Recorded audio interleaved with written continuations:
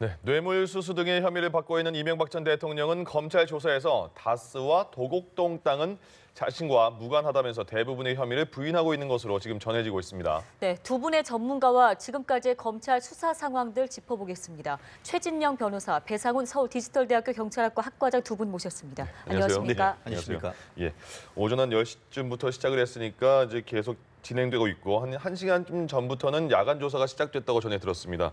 과연 언제쯤 조사가 마무리되는지도 궁금하고 또 지금까지의 조사 과정 어떻게 진행됐는지도 설명해 주시죠. 그렇습니다. 그 이명박 전 대통령이 오늘 아침 9시 14분에 정확하게 자택을 출발해서 예. 지금 현재 시간이 지금 8시 50분이니까 거의 만 12시간째 지금 검찰청에서 지금 조사를 받고 있다 이렇게 보면 될 것 같고요. 네.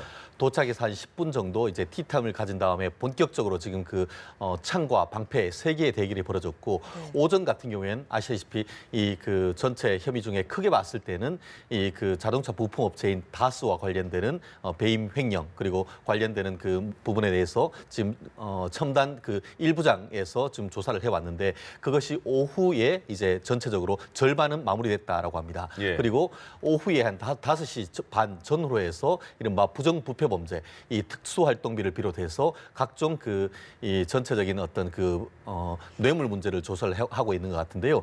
저녁 7시 전후로 해서 일단 곰탕을 시켜서 식사를 하시고 예. 전체적인 다시 이제 본격적인 조사가 지금 이루어지고 있다고 하는데 말씀드린 것대로 도대체 언제 끝날지 실제로 한 120장 정도 A4 정도 120장 정도의 어떤 그런 그 질문지를 준비했다고 하지 않습니까? 예. 한 장을 묻는데 10분이다라고 단순 계산을 해도 네. 거의 20시간을 꼬박해야 되는 것 같습니다. 그렇기 때문에 지금 그 9시 전후로 해서 심야 조사, 이른바 철야 조사에 대해서 본인에게 그 동의를 얻는 그런 절차를 지금 하고 예. 만약에 오케이 하면은 결국 12시를 넘어서 경우에 따라서는 1시, 2시 이때까지도 실질적인 조사가 진행될 가능성은 현재로서는 상당히 높아 보입니다. 그렇군요. 일단 검찰이 추가 조사는 없을 것이라고 한다 보니까 얘기해 주신 것처럼 질문지 수와 뭐 시간을 좀 대입을 해봤을 때 밤샘 조사가 불가피해 보이는데요. 동의를 하겠죠?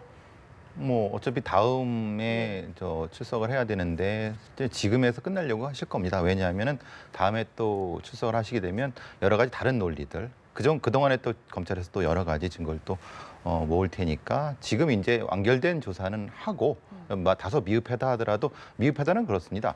질문한 내용에 대해서 진술 거부라든가 진술 거부는 안 하시고 계시지만 어떤 모른다 아니면 이건 자기 관련 없다 부분을 완결을 지으신 다음에 그다음에 넘어가시려고 하니까 예. 뭐 아무래도 좀 그런 부분이 있지 않을까 싶습니다.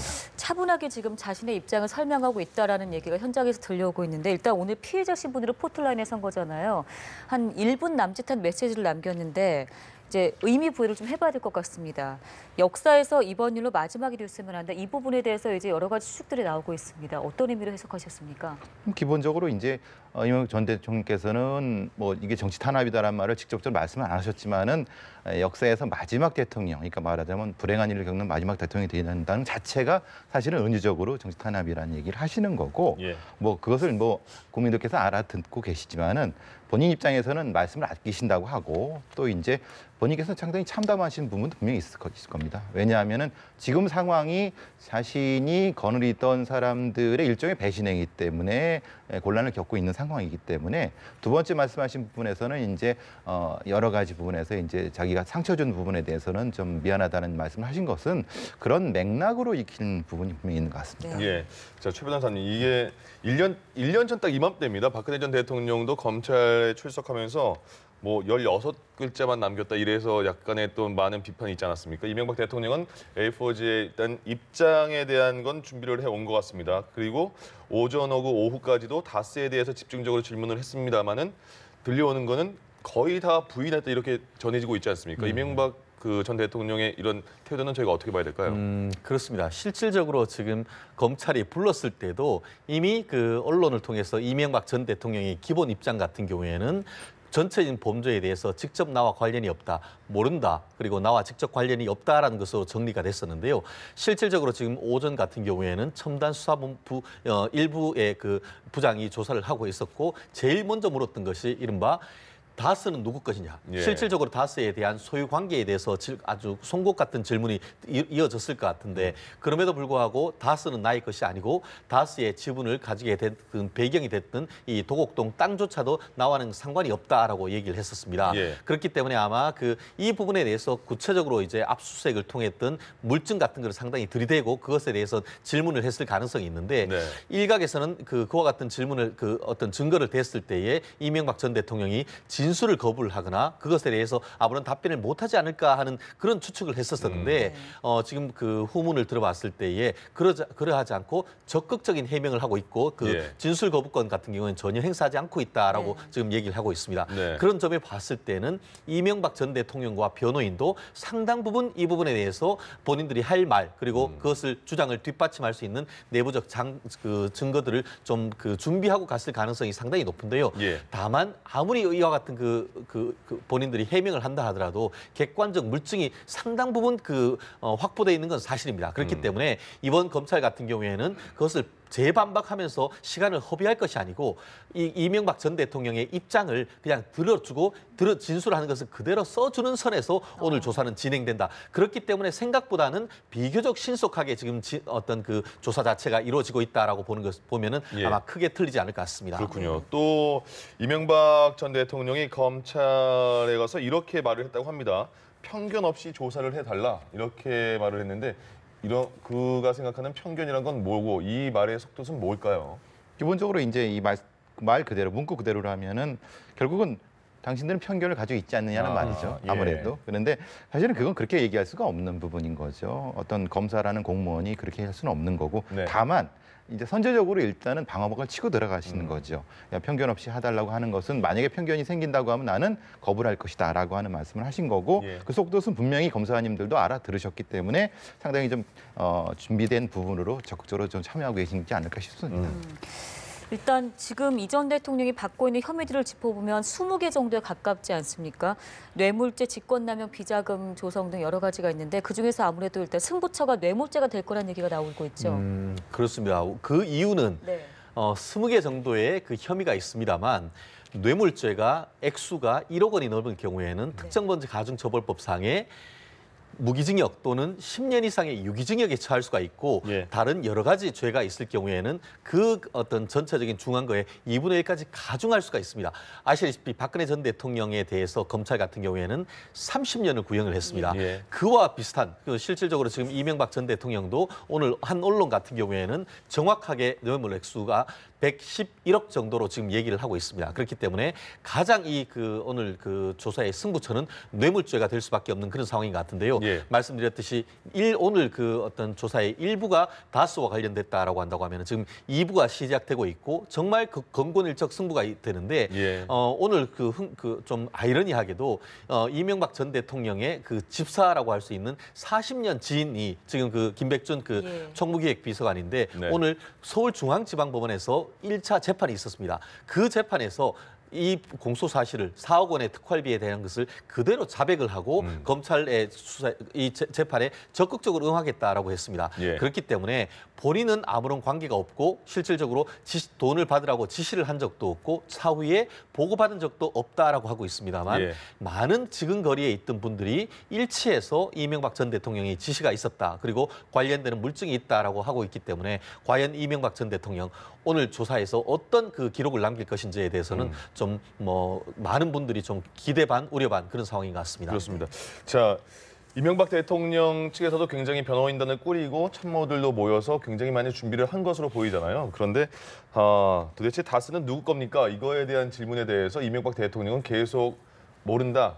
이렇게 일관하고 있지 않습니까? 이것도 어떻게 전략으로 봐야 되는 겁니까? 어떻게 봐야 됩니까? 상당히 의문을 많이 국민들께서 가지시는 것 같습니다. 예. 왜냐하면 분명히 정황상 이명박 대통령 것일 것 같은데 문제는 물증이 없고 물증을 다 없앴다 하더라도 무언가 남았을 텐데 아무리 이게 말하자면 드러나지 않는다. 물론 예. 이제 여러 가지 정황은 맞는데 그러면 조금 다른 방식을 또 생각해 보지 않을까. 말하자면 지금 영포빌딩 내부에서 나오는 여러 가지 증거라는 것은 결국은 이시영 씨한테 일종의 증여, 상속 이런 부분 때문에 결국은 그런 것이 아니냐. 그렇지만 어쨌든 그것도 간접 증거고 예. 그렇다고 보면은 이명박 전 대통령이 여러 가지 사업적인 마인드가 많으시니까 제3의 방법을 좀 동원하지 않으셨을까? 예. 말하다가 하면은 증거는 나타나지 않는데 제3의 뭐 국외 제3국을 통한 형태의 소유 구조라든가 아니면은 뭐 이른바 뭐 사모펀드 같은 거의 구조라든가 이런 부분이 있다고 한다면 실제로 나타날 수 있는 증거는 많지 않거든요. 예. 그러면은 그 부분에 대해서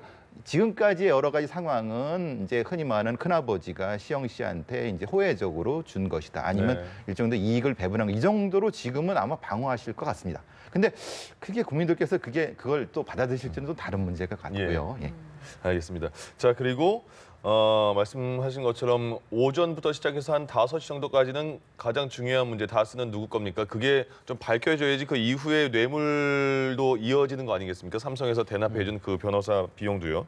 그러면 오후 지금 이루어지고 있는 지금 시간에서 앞으로 이명박 전 대통령에 대한 수사는 어느 부분에 초점을 맞춰서 이루어지는 걸까요? 저희가 집중적으로 봐야 될 부분은 뭘까요? 맞습니다. 지금 말씀하신 것처럼 이제 오후 같은 경우에는 이른바 국정원 특활비 그리고 또 말씀하신 것처럼 다스가 실질적인 소유자인데 그 실질적인 소유자로서 140억 BBK의 사기가 당한 것을 미국에서 소송을 해서 했는데 미국 대형 로펌 상당히 많은 돈이 들어갑니다. 예. 그 비용이 실질적으로 60억 정도 들었다라고 하는데 그 돈을 그 다스가 아닌 삼성전자에서 대납해줬다는 것이죠. 네. 예. 결국 이 다스의 실소유자가 누구냐인지 여부에 따라서 결국 직접 이 실질적인 소유가 이명박 전 대통령이라고 한다고 하면은 삼성으로부터 60억을 직접 받은 것이나 마찬가지고 실질적으로 지금 혐의를 받는 것도 단순 뇌물죄. 이명박 전 대통령이 직접 60억의 뇌물을 받았다라는 혐의를 받으면서 오늘 조사를 하고 있습니다. 예. 그렇기 때문에 전체적으로 봤을 때 지금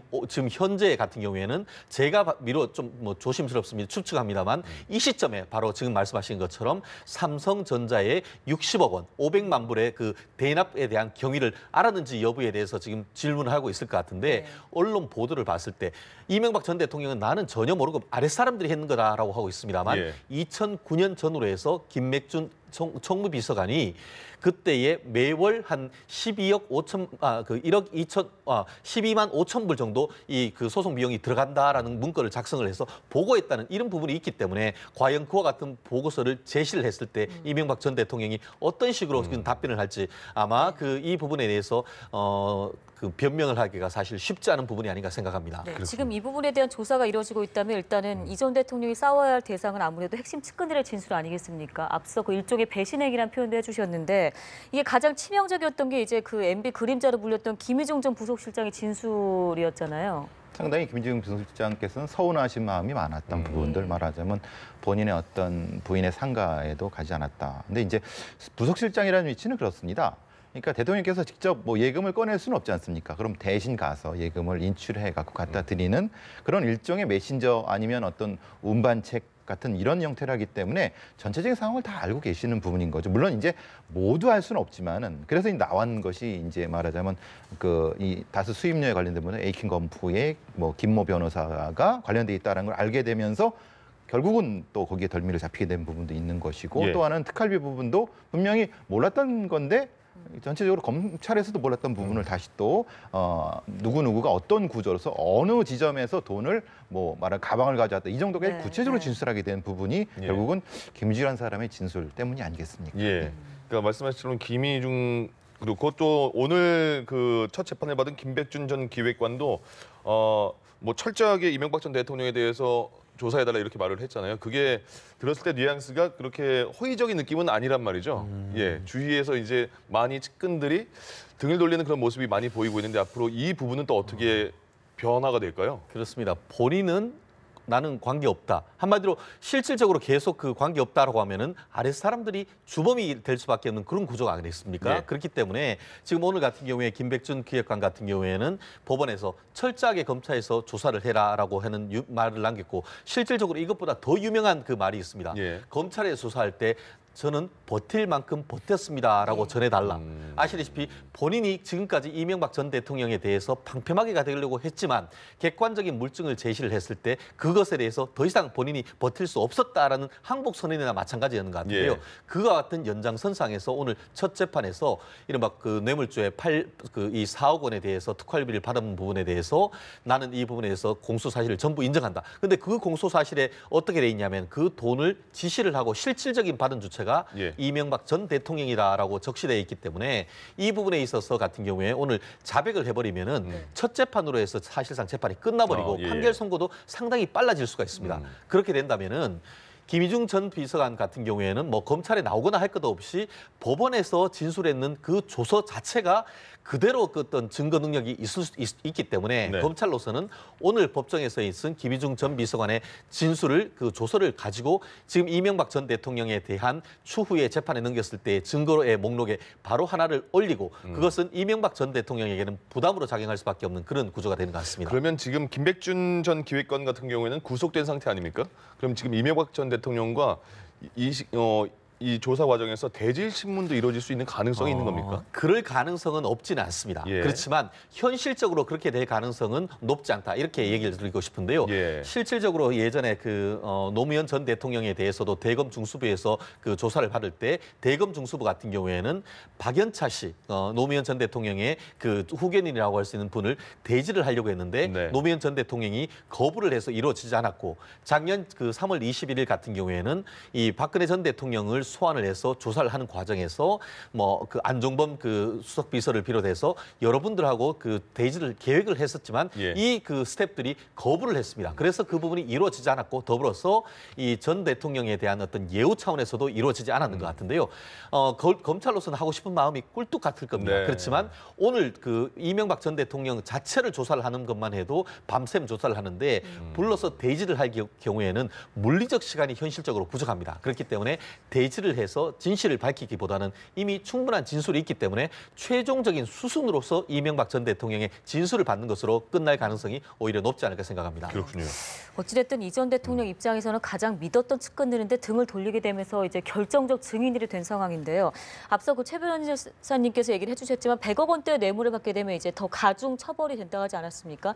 이게 이제 뇌물이냐 아니면 이제 이 전 대통령이 정치 자금이라는 논리를 펴게 된다면 그렇게 되면 정치자금법 관련해서 이제 공소시효가 7년이라면 이게 지나버린 상황인 거잖아요. 그럼 이게 어떻게 해석을 해야 되는 거예요? 그렇습니다. 이 네. 부분에 있어서는 그것은 이제 법리적인 부분인 것 같은데요. 네. 오늘 조사를 할 때는 사실관계를 할 겁니다. 그렇게 해서 그 당시에 이제 뭐 예를 들어서 뭐 이필성 우리 지주금융 회장에 관련해서 돈을 받은 적이 있는지 이런 팩트, 사실관계를 물을 것이고 법리적인 부분은 이제 변호인들을 통해서 그 문제를 삼을 것인데 예. 다만 이 부분에 있어서 법리적으로 누가 이길 것이냐 이 부분에 있어서 막는 이명박 전 대통령 같은 경우에는 그것이 정치 자금이기 때문에 실질적으로 5년 내지 7년의 공소시효해서 벌써 10년이 넘었기 때문에 끝나버렸다. 그렇지. 이렇게 예. 하는 반면에 검찰 같은 경우에는 아니다.